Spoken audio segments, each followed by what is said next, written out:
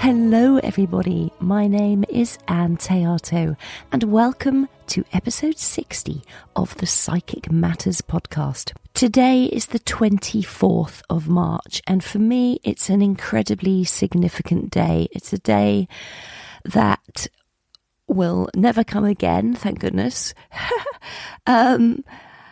But I wanted to mark it in some way. Those of you who've been following along with this podcast since it first began 2 years ago will follow some of my journey weaved throughout those episodes. And one of the things that happened to my family was that my beautiful brother Paul passed away last year at the age of 57. And obviously that devastated our family as it does devastate families when our loved ones pass away. And today, on the 24th of March, I am exactly the same age that Paul was when he died. He never lived to be any older than I am today. And tomorrow, I will be older than him for the first time ever. And I found it really difficult to get my head around, and it's been something that's just been making me pace the floor and not sleep at night. And I don't know, it's funny, isn't it? Isn't it funny that we can still be so devastated about somebody's passing over a year on, and how grief can really affect us. And so what I wanted to do with this podcast is create an episode that celebrates the love we have for people, because that's what makes the world go round. I want to celebrate the love I have for Paul. I want to celebrate the life that he lived here and the love that he had for his wife and his son and the rest of our family and his friends and everybody who came in contact with him on a daily basis.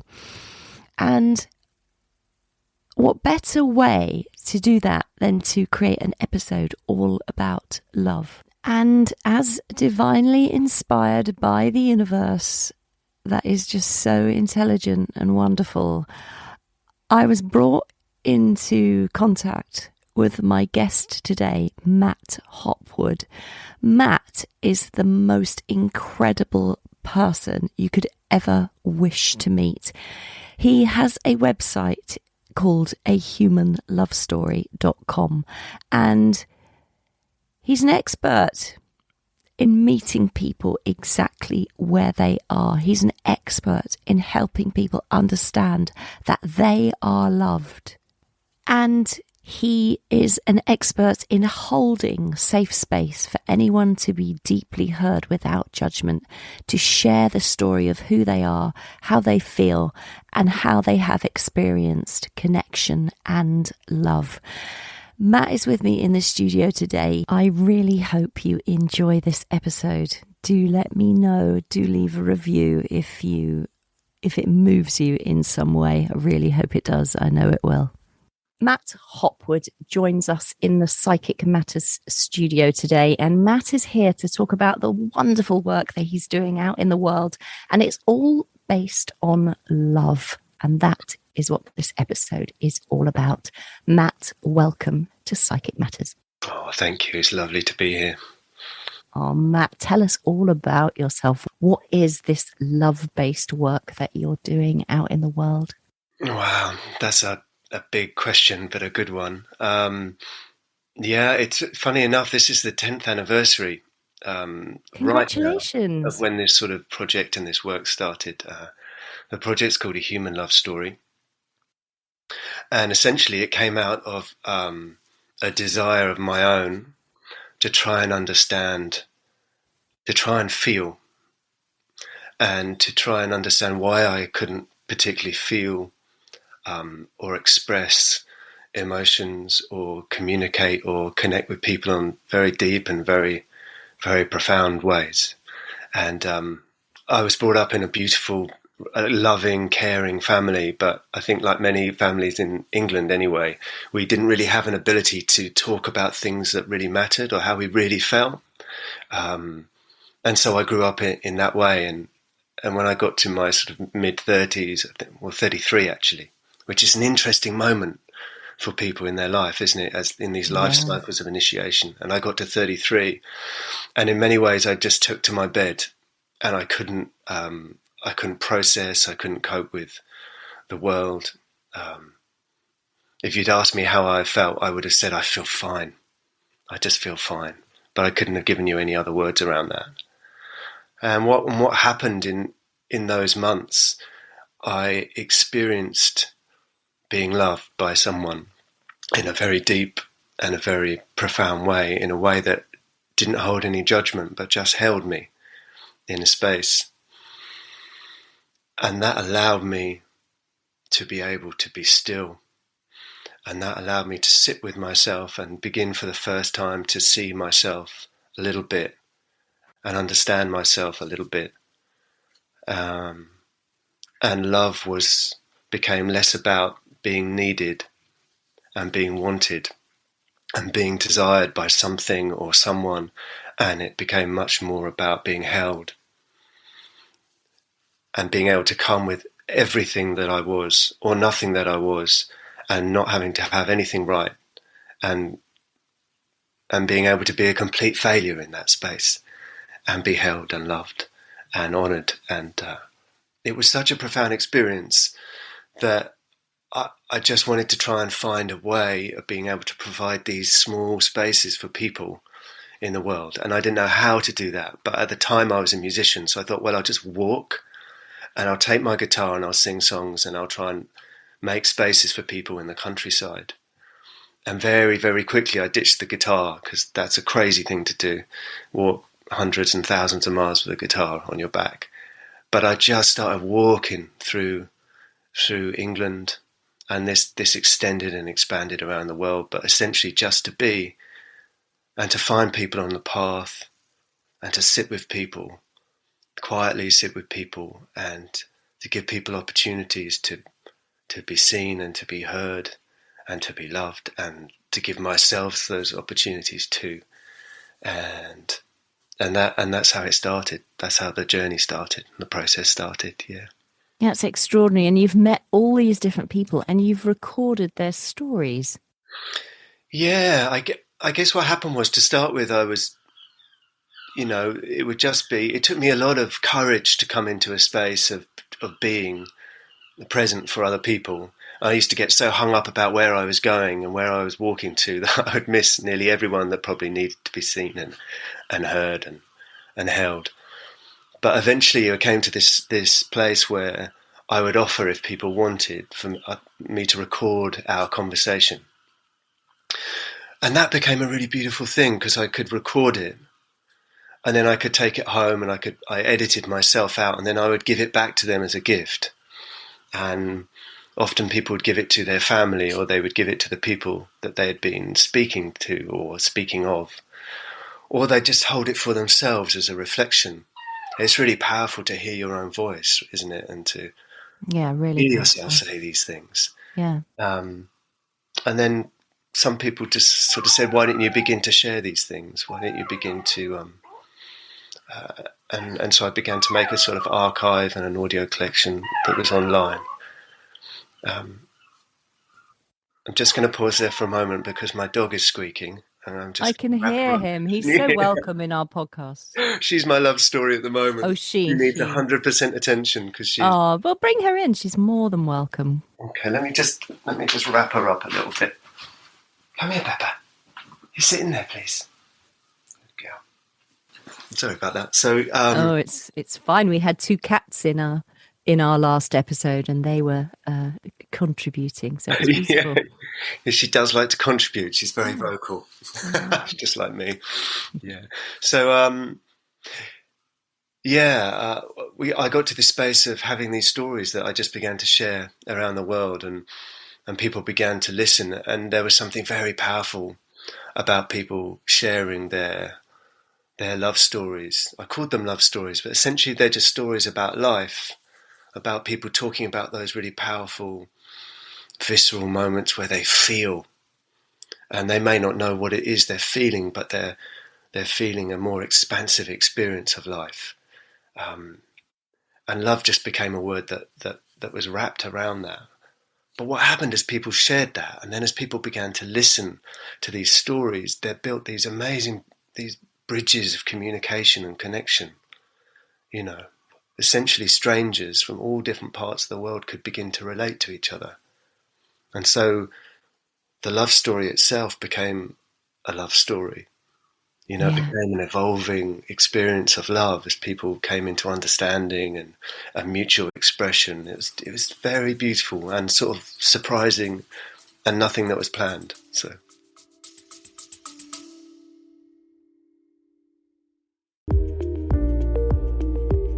Eye-Opening Moments podcasts are real-life stories of adversity, encounters, and perspectives.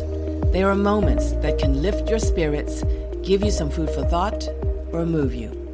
For the introspective mind that likes to reflect, discover, and find solutions or meaning in a complex life, listen to Eye-Opening Moments podcasts.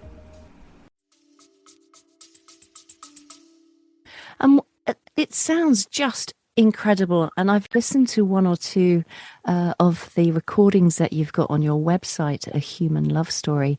But for people listening, perhaps you could explain or maybe give a little indication of what sort of things people have shared. What sort of stories do they have? What are they talking about when you're connecting?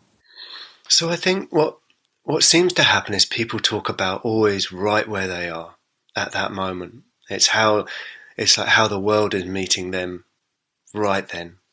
So I've met with women on the towpath. I met a woman on the towpath in Birmingham in one of my first walks, and she was talking about this sort of trauma she was having because her son had left home, and it was the first moment that he'd left that sort of spacious family place and he'd gone, and she was literally at that moment dealing with that loss. You know, she was holding this great grief, and there were these cords that had been cut, these mother-son cords. Yes. And that's where she was. I went and met with some guys. I've been to some strange and some unusual places. I've been to some prisons in my time, meeting with people in those spaces, trying to understand how love might be expressed there. Yeah. And I met with a group of guys, about 8 or 9 of them. And they were exactly as you might expect prisoners to be. They were really tough, and they had a lot of defences up to protect themselves. But I talked about love, and one guy in the middle just pointed at the guy over the table, and he said, well, he's my love story. He said, because in the morning, he smiles at me, and he looks at me, and he sees me. So these love stories can be really powerful moments, or they can be these stories of a lifetime, you know, these endless sort of emerging romantic stories of love and being held. So it's everything. It's absolutely everything. I've spoken with people in America talking about coming into a motherhood and mothering for an adopted child, and how she's at that place in her life where she's trying to teach her young girl how to be a free woman. Right. Love, as she was finding it at that moment, was how can I teach my child to be truly free as a woman in a world that doesn't want her to be free most of the time. Wow. Yeah. So it's everything you might expect of what love is, but really it's more about how we meet the world, how the world is meeting us, and how we're responding to those experiences. That feels like where they mostly are. And when people are heard, that's when we feel so loved, isn't it? Yeah, I wrote a lot about this, and I experienced a lot about this in the beginning, this idea of listening as a really powerful tool of holding others, and what it is when we're actually heard without any judgment. Because I think most of the time we're either being judged or we expect judgment. And just to sit down in a space where there isn't any, I think is a powerful thing. And for me, that is love. that is love being articulated in the world. To be able to sit with someone and not want to control it. Yeah. Not needing to control it, or not needing to hold it because of our own fears. But it's so interesting you say that, because I've just literally gone round the corner and dropped my daughter off at a friend's house. And I was driving home, and there was a guy on a scooter, an electric scooter, on the wrong side of the road coming towards my car, and he was looking at his mobile phone. And so I beeped him like, "Yeah, what are you doing?" And I said it out loud, "What are you doing?" And as I went past, I said out loud, "Annie, what are you doing? There's a guy, you've just beeped him on a Sunday morning in the sunshine. He's in his own world doing his thing. I'm trying to control his life by beeping at him and being rude." And I was so sorry that I'd done it, that I'd put that out into the world to cause a ripple where none needed to be. Yeah, but that's understandable as well, isn't it? Because I think all of us, we are programmed, and mostly everything that is coming towards us in a day is teaching us to look at ourselves constantly, to be interior, to divide ourselves, to separate ourselves, to see ourselves as these small units coping with the world, and to have narratives that's asking you to be more expansive and to see yourself in relation to all things. That's harder to come by. That's harder to be in those vibrations. And I think, we all have those sort of instances in the world, but I think we have to come to these places. And I feel like this is our work now as people who are wanting to be conscious, people who are wanting to shift and change and transform our lives into something else. Our job now is to give ourselves the opportunity and the tools to be still enough so that we can be present and really hear in each moment, so that we can see things clearly like you saw that experience, so that we can respond to things clearly and in a loving way. And I feel personally that love is essentially that presence. That's how I experience love, when I feel loved and when I feel in a loving dialogue. It's the ability to hold a space and to surrender into it. There's a beautiful teacher I love in America called the Angel Kyodo Williams. She's a Zen Buddhist monk, and she's trans everything. That's sort of how she describes herself. But she talks about thresholds, and when we come into the world, we come to rooms, we come to places, communities, we come to a threshold, and we have to decide what we'll leave behind of ourselves so that we may enter. And so that we may be loved. What do we have to leave of ourselves behind? And all of the work I'm trying to do is to love people enough that there's nothing they have to leave behind, that they can come with everything, and whether these are stories picked up on the path, whether these are sacred men's groups that we work with, whether it's the books that are written, it's all about my liberation is tied up with yours. My love is tied up with yours. My joy with yours. If you're not liberated, neither am I. If you have to hold something back to come into a space, then so am I undone. And I think this is love as we have to find it in the world now. That is beautiful. And you said something earlier that makes me want to cry almost.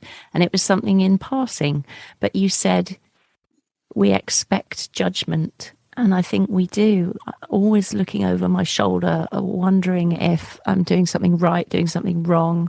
I don't worry about what people think of me too much.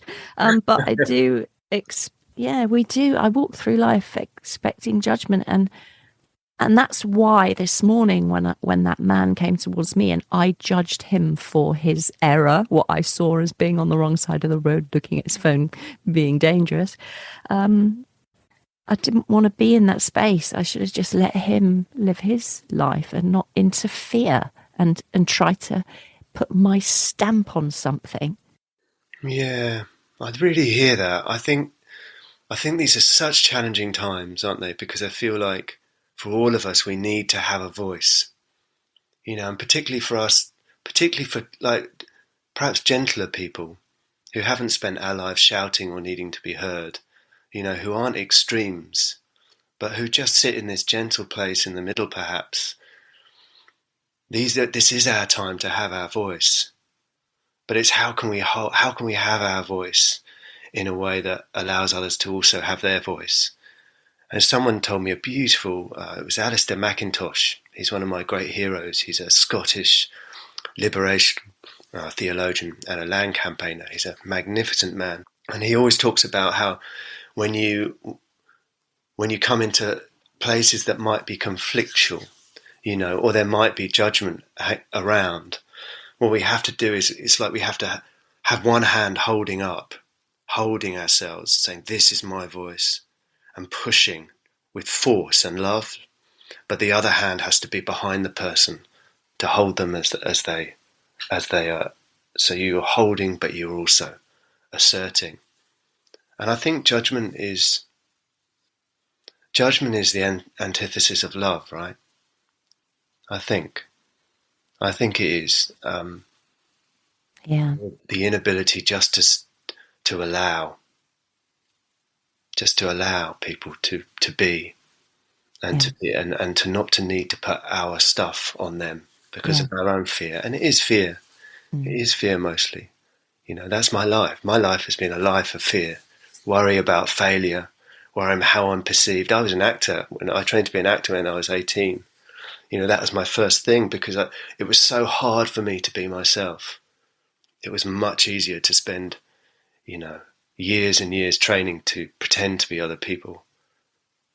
But this is the journey now, right? The journey of love is firstly to love ourselves.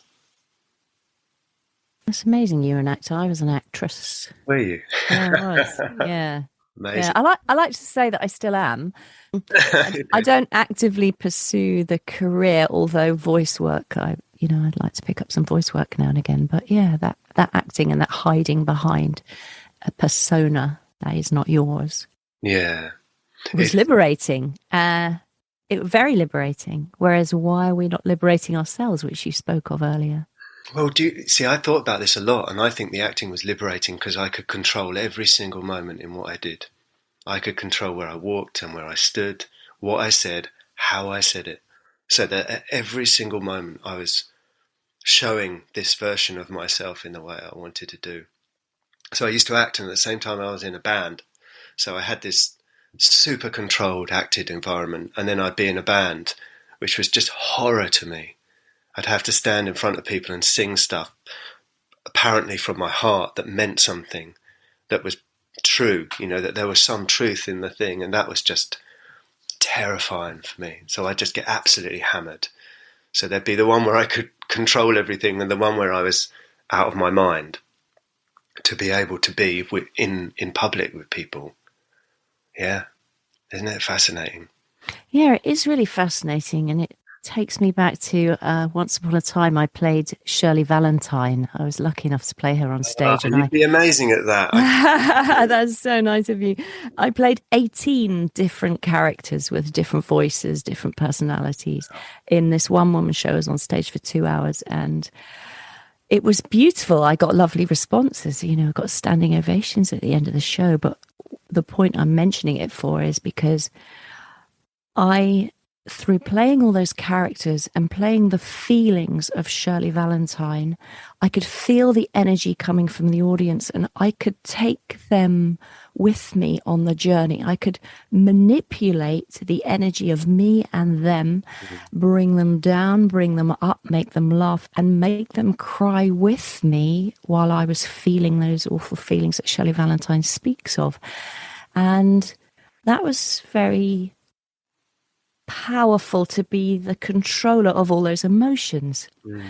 And yet we don't want to, in reality, show our ugly crying or show that vulnerability in our true life. It would be mortifying, and just find that really interesting that we hide so much of our emotion as a human being. We do here, but there are communities a lot of the work I do and a lot of the inspiration I get is from a very small indigenous community called the Tutuhil Mayan in Guatemala. And they're a beautiful, beautiful community, and the example of how embodied their life is. And a huge aspect of their life is grief. It's really important to grieve and to show your emotion and to allow your emotion to be expressed. And in fact, it's one of the most important things within the community, so we don't hold it.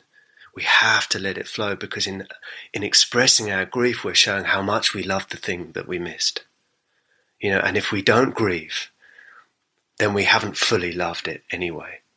So grief is this amazing process. And if you can't grieve, they have people that they bring in who are professional grievers that can bring the community to this place of grief.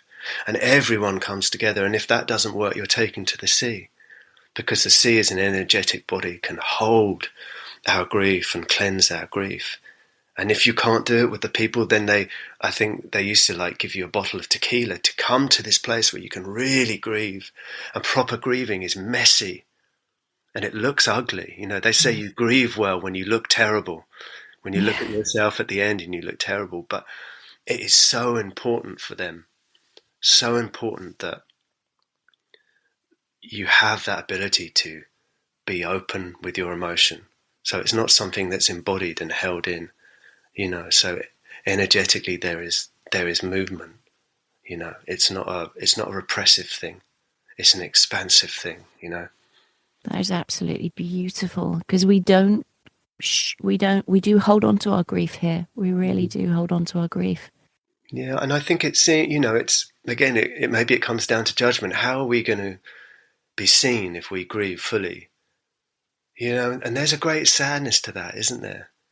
Isn't it sad that we all don't feel safe enough, that society will hold us if we grieve? If I'm walking out in the street and I'm going through something, isn't it a sadness that I can't collapse in grief? And that instead of people looking at me as though I'm mad, people will come and hold me and sit with me and grieve with me. When you look at it in that simple way, there's such sadness around that. That's where we are. But that is where we are. So all of this work, all of this process, all of this journey, I feel we're all coming on, is we're trying to find our way to this loving, holding space where we can grieve, and it's okay, and people will be alongside you. I think the word abiding is a really powerful word when we talk about love. Just to be alongside, to abide with someone in something. And not have to do anything, but just be with them in that grief or praise or tears, whatever it is. I love that. I think that's really beautiful. Mm. To help each other to grieve, I think that's really important. So what are you saying here, that we should, if we have a friend who is grieving, that we just sit with them and just be with them? I think so. I think to see the grief for what it is, which is one of the most important things that someone can be expressing. And we don't have to shut it up. I think often we sort of push aside grief because it makes us feel uncomfortable. It's not about them, it's about us. Gosh, this is uncomfortable. Because grief is a powerful energy, right? You work with energy and how we transform and transmute energy, and grief is a powerful energy. It's like anger. There's great force for movement. It can transmute things. And I think it's important to get ourselves out of the way. And if someone needs to grieve, then just be with them. Be with them. Be with them. I wish I could grieve. I can't cry like I wish I could. Why is that, do you think? I think it's a long journey to being free. And to be fully in an experience of love is to be free. And I can talk a lot more now about how I feel. I could tell you how I love, and I could tell you about vulnerabilities. I could tell you about where I am, and I have no fear of those things anymore, which is lovely. But I think grief is a very physical thing as well, and I think well, you will have learned, like when we train to act, we are often taught, you learn the physical first because it's easier to That's remember, right. right? That's right, yeah. The body inhabits and holds these things. We hold this all so tight in this tiny little body, all these experiences. And I think that's a longer journey. So I often cry, which quite rightly I cry with joy, because there's such sadness in grief, That's why they talk about grief and praise. You grieve because of the joy and the love of what you're missing. And when you praise, that's so close to grief because you're praising this wonderful thing that at some point you'll do without. So I can cry with joy a lot. Yeah, that's beautiful. That reminds me of photographs I was shown when I was 18. I think I was studying psychology. And they had these photographs of people who were crying and people who were crying with laughter. And we were asked to see if we could tell the difference. And you couldn't really tell the difference. They all look the same. Oh, well, they are. Exactly, they are. When it's good, when it's true, I think it is the same. It's exactly the same thing. That's why we watch movies, right, that can make us cry with joy. Because it's a way to grieve, but it's a way to praise and express and all those things too.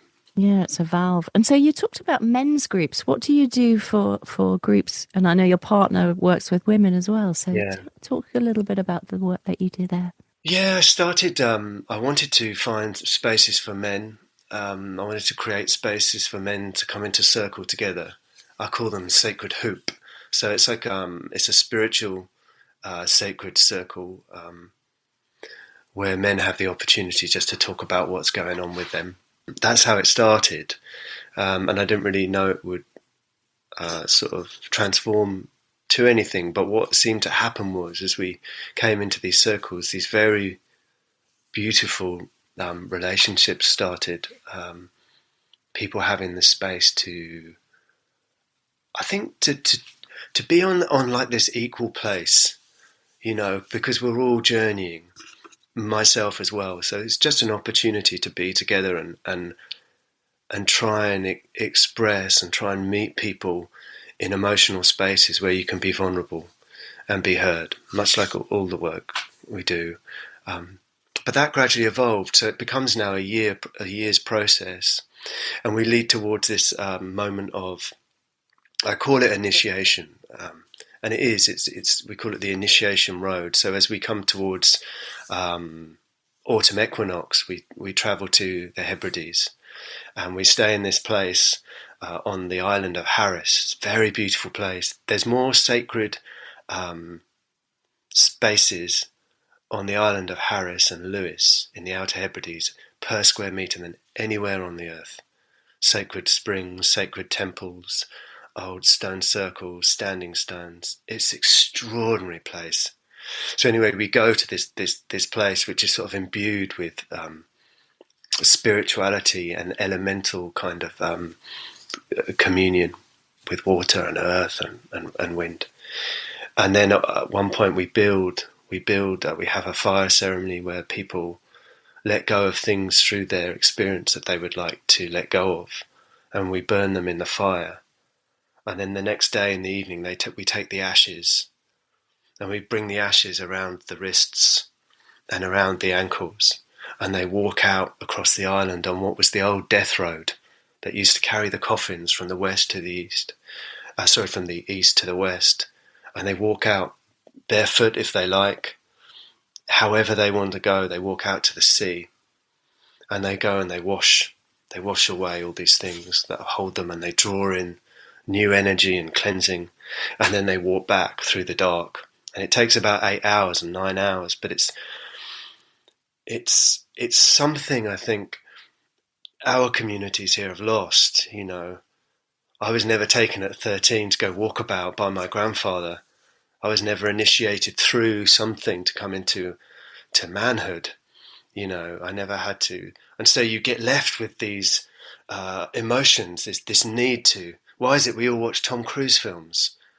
We vicariously initiate through other people, So this is an opportunity for men to let go of things they might want to let go of, but also to go through something that's difficult and to be welcomed back. And when they're welcomed back, I make a feast and I drum them in, and you can hear them coming down the road at midnight, and they've been walking for 8 hours, and it's just to see the beauty in those men as they return, to see that they have gone through a fear, that they have moved through something.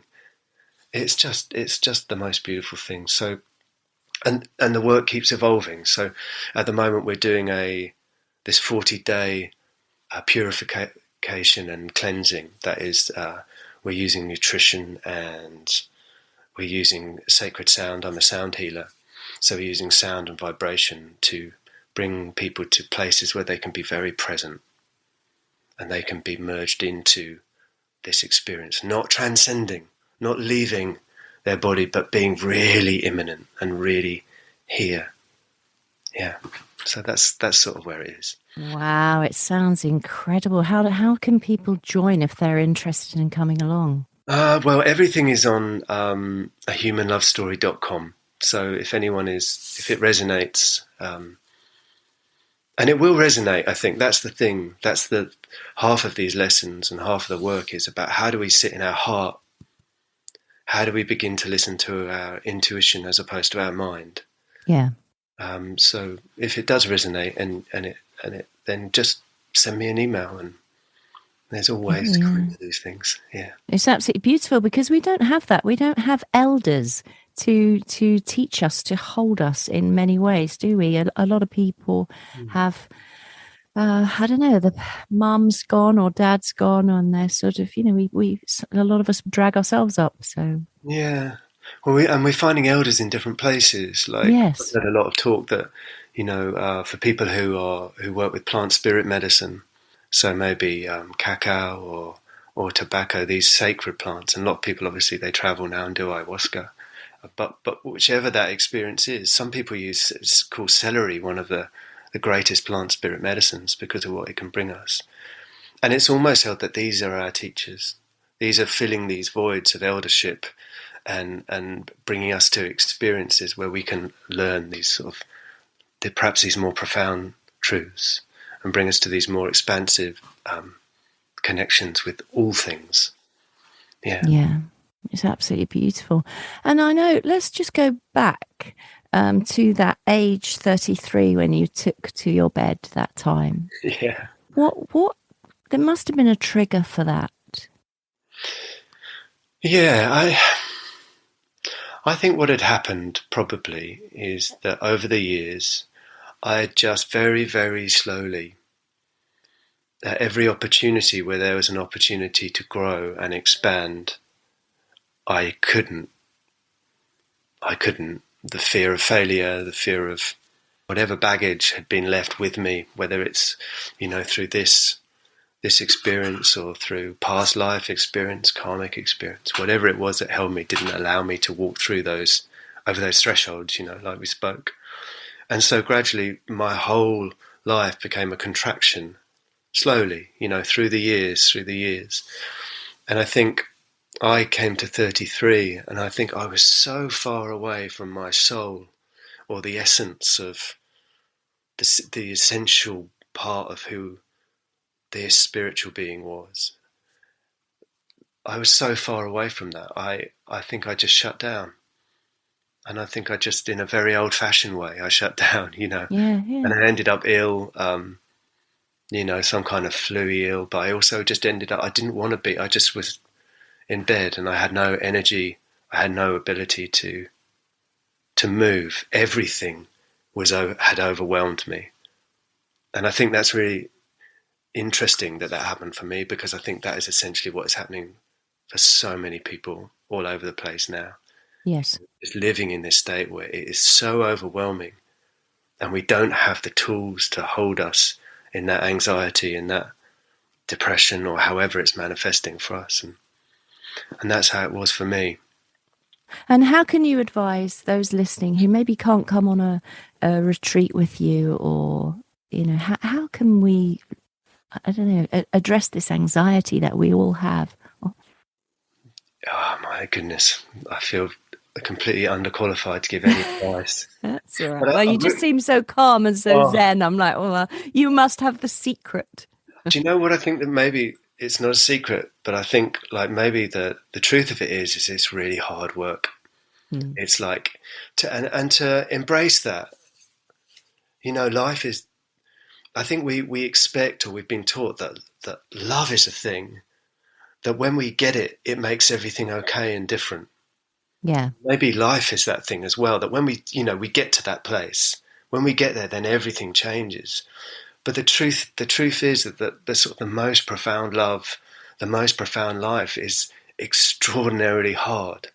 From all the experiences that people have told me and through my own, it's painful. It is painful because you are living and you're experiencing and you're not numb to the world, you're open to it. And so I guess the first thing is to acknowledge, I think, that life is really extremely hard to live in a really beautiful way, and just to know that it's the journey that counts. And so if it is a journey, what do we do on that journey to help alleviate? How can we love ourselves more fully? And I think the first question is that, do we really love ourselves? Do we really honor our body? Do we honor through what we do? And can we give ourselves space to sit and just look at that and say, well, I don't think I do. I don't think most people do. I don't think they do. We are the most perfect, beautiful things. But to know that and to sit with it and then to say, well, how can I love this being? How can I love myself? And I think that's the beginning of the journey. And you have to have tools. I do cold water swimming. If I told you how long it takes me to get up in the morning and do the things I do just to try and be well in this world at the moment. Where do you go cold water swimming? How often do you do that? In the sea. Well, mostly in the sea, but if I can't get in the sea, I'll have a cold shower, or I might have a bathroom the night before that I leave, and then I open the window. So by the time it's the morning, it's freezing. And you just get in a cold shower every day? Yeah. For 3 minutes. For 3 minutes. But so like cold water showers or cold water swimming is even better because you're immersed in the mother, in that great ocean of, I do shaking. Shaking is an amazing practice for for calming down our nervous system, to regulating ourselves. Within 2 minutes of shaking, you can regulate your whole system and bring it into a state of rest. Talk to us about shaking. What is shaking? Shaking is just... Well, I know what shaking is, I can shake. But that's the point, right? So all over the world, every community, every indigenous community, pretty much, they shake. Every mammal on Earth shakes when they go through trauma. It's our natural response. Yes. We're going through trauma, we can't, but we get it out of the body. So instead of holding it, we shake it. But here, and in most Western culture, it's the last taboo. If you're seen as shaking, you're seen as mad. Yes, you are. I was shaking down on the beach in a storm the other day, just, shaking all over. And, within 20 minutes, 3 policemen came down to sort of talk to me because they'd had reports of someone who was crazy on the sea. Right. But shaking is the most natural gift our body has. We do it anyway but to intentionally shake, you can very, very, very quickly, you calm you regulate your whole system. Give your system a chance to release what you're holding. So this is very interesting because, so what do? You just just shake your whole body for how long? 2 or 3 minutes? You can do it, yes. I mean, I do it for 15 minutes, if not 30 minutes, sometimes 45 minutes. But on a very simple level, you just plant your feet on the ground and just bending your knees, just shaking. So you keep your feet planted, but just shaking from that place. Shaking your legs, shaking your hips, shaking everything, moving your head side to side. That's stimulating the vagus nerve, the longest nerve down the back of the body. So just these amazing health benefits. And you just allow yourself to breathe whilst you're doing that, breathing into your belly. And what you're doing is, you're just drawing everything into this rest place. You're drawing everything. So you're coming out of fight and flight mode very, very quickly. Can just be a matter of minutes, yeah. It fascinates me because I did a big exam maybe a week ago. And what happened before that exam was something that happens to me when I get under a lot of stress, which is my right hand starts shaking like crazy and I can't stop it. It goes like this. Mm-hmm. And this shake started when after I had my second child, I had postpartum psychosis. I went, psychotic. It was awful. I was very, very sick. And this shake started then. And I had it for several months at that time. And then, of course, I recovered and I got very well. But at times of great stress, it comes back.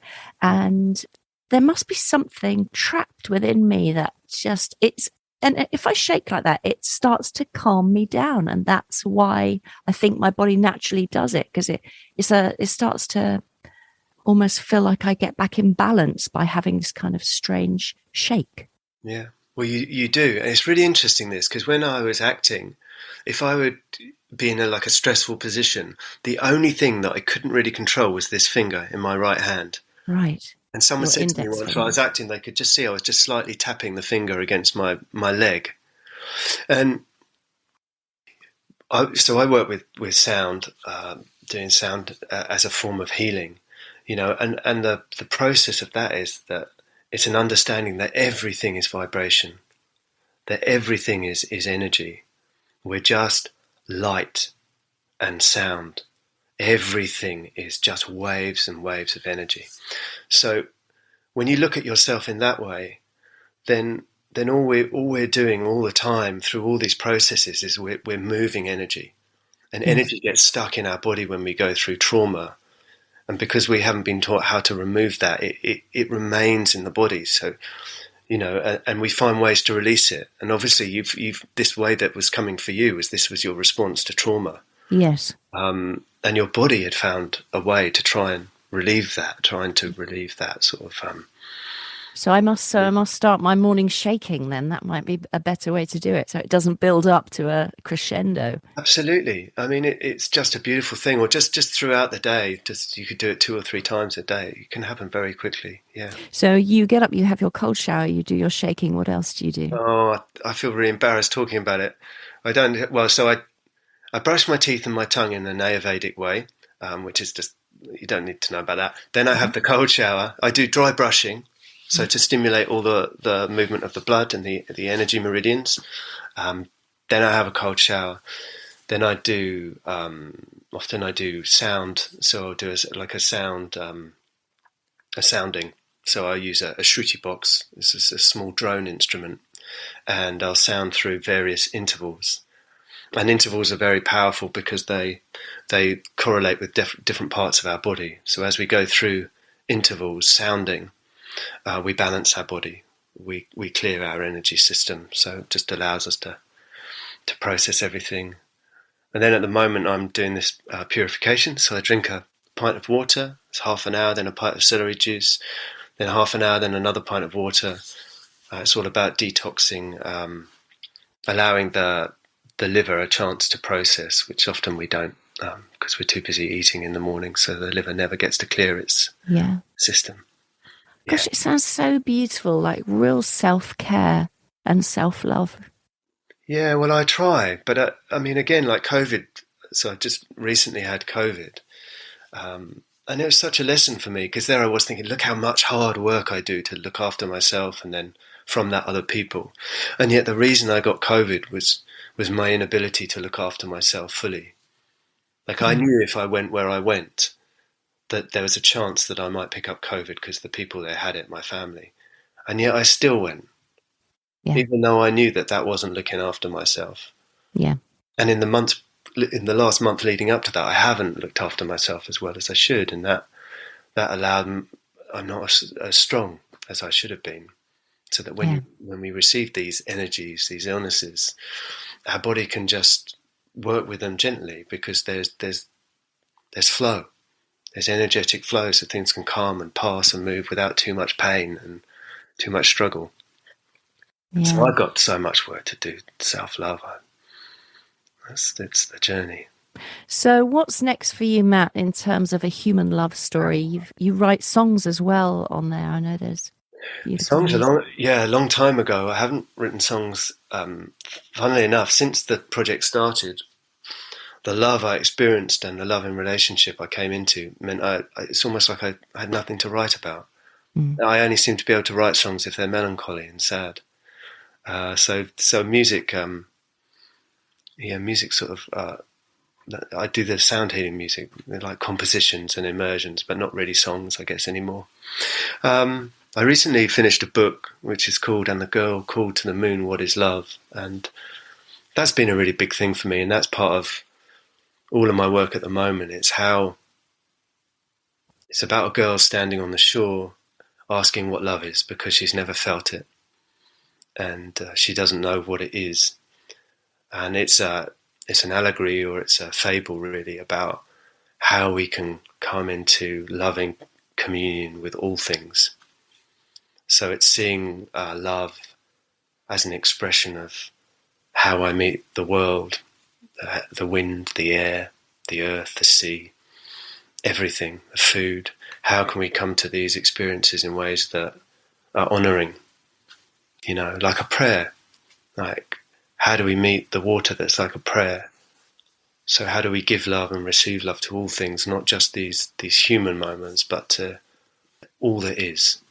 So a lot of my work is in that at the moment, and That sounds so beautiful, Matt. Can we buy this book? Where would we purchase your book? yeah. So very deliberately, it's not on Amazon. Yeah. So it's in independence, but you can come to me probably as easy as come to ahumanlovestory.com. It's a small novella. It's a fable, and it came out of really people asking me, you must understand a little bit about love. How do you experience love? Or people telling me very sadly that they don't think they know what love is, and it's like I always wanted to tell them that they are loved. Yeah. And trying to explain to them how they are loved, but I never quite had the courage. I never could quite articulate it. So the book is, in a way, was trying to talk to all of us, who struggle to love, which is everyone. Yeah. It's beautiful. Matt, it's been so lovely talking to you, especially on this subject. Yeah, it's been so lovely. Thanks for having me. It's lovely to have the chance to talk about it, and it's lovely to be with people and just to hear how it reflects for them and hear where they are and part of their story. It's just a joy. So thank you. Oh, it's a pleasure. So your website, A Human Love Story, if people go over there, they'll be able to hear some of these extraordinary, ordinary people who come and speak of their stories of love. So do go over there, everybody. Matt, thank you so very much. Thank you. Well, that was Matt Hopwood of ahumanlovestory.com. Please do go and have a look at his beautiful website and check out all the work that he's doing in the world. And while you're there, buy a copy of his beautiful book, which is called And the Girl Called to the Moon, What is Love? Thank you so much for joining us on this podcast today. And with all my episodes, there are show notes available for you, which contain a full transcript of everything that's been said, plus URL links for things that have been referred to in this episode. So to pick those up, please go to my website, which is anntheato.com, ANNTHEATO.com. And if you've enjoyed this episode, or indeed any other episode, please tell your friends and get them to listen. Do subscribe, press the subscribe button so you don't miss any upcoming episodes. They come out every 2 weeks. Or what else do I want to tell you? Oh yeah, write a written review. That would be amazing. That would be just so amazing because it helps the podcast to move up the podcast charts. And I'm trying to get to number 1 at some point this year, as you all know. So try and help make that happen. Oh, we got to number 7 in Ireland last week. Yay!